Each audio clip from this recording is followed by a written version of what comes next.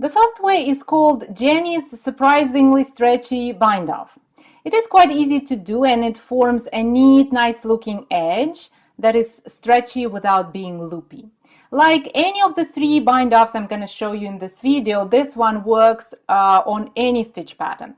That's why I picked the 3x3 rib to show you how to do the bind off, so you can see how this bind off looks on the knit side, on the purl side, and how it looks on the ribbing. So this kind of ribbing, it has a bit of everything, so it works great for this purpose.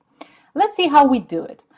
Work one stitch, and when I say work, I mean you knit the knits and you purl the purls, because it's always good to bind off stitches in pattern.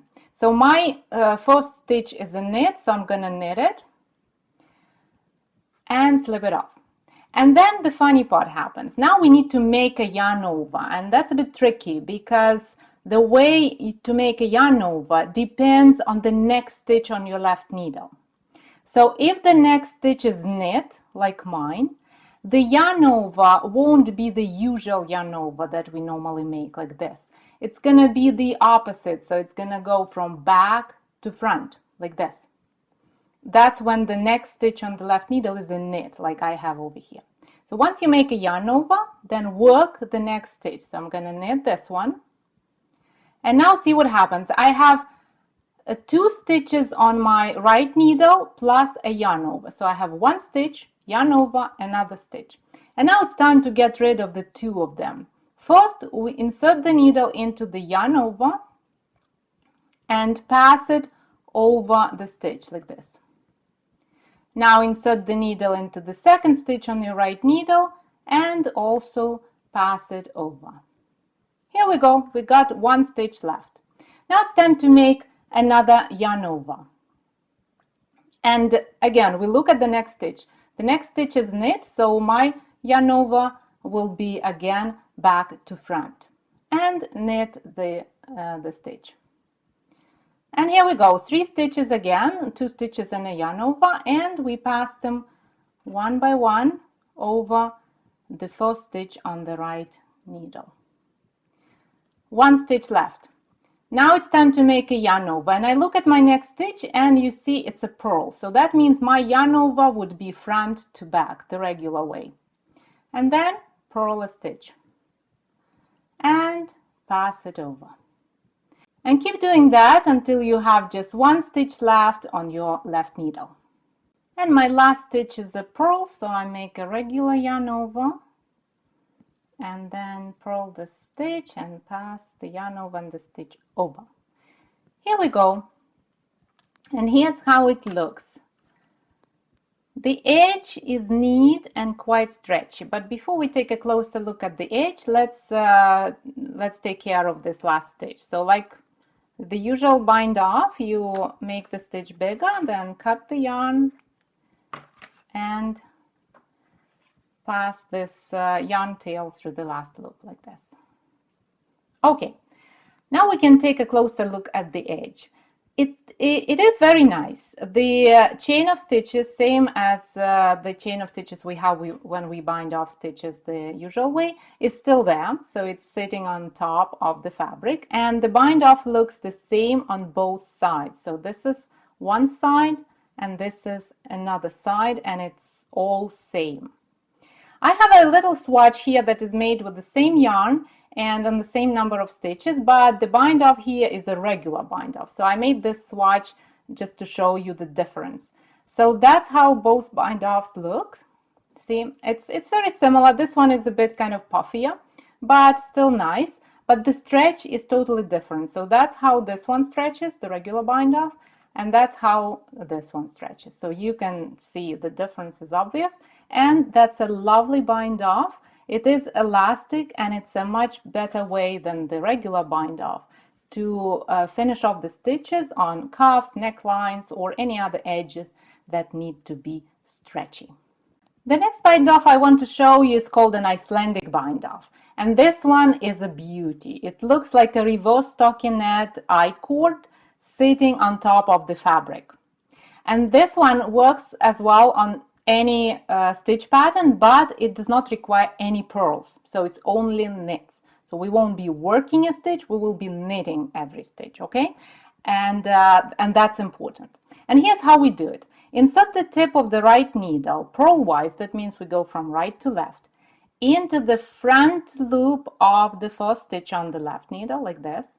But we do nothing with this first stitch, we go straight to the second stitch and we pick the front loop of this one and pull it a bit through that first stitch. See what we're doing? It's a bit an interesting maneuver, but it's not really complicated, and you'll see that it's quite easy. So now that we have that front loop of the second stitch on the tip of the right needle, we pick the yarn and knit that second stitch and slip both the first and the second stitch off the needle. Now here's what we do. We return this one to the left needle. So you insert the left needle into this stitch so that the right needle is at the front of the left needle, like this.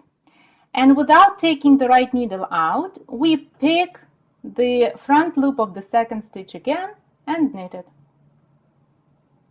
And slip it off. And then repeat this thing. Same thing. Insert the, basically slip the stitch to the left needle, and without taking the right needle out, you go to the, for the front loop of the second stitch and knit it. It's very important to knit between these two strands. So you knit basically just one stitch, not two together, okay? That's an important thing. And keep going. Insert, pick the loop, knit it, slip both stitches off, insert, pick the loop. See, when you get the idea, when you get the hang of it, it's quite fast to do this kind of bind off, and it looks really nice. And we'll see it in a moment when we bind off all stitches. And the last stitch, bind that one off, and here we go. Cut the yarn,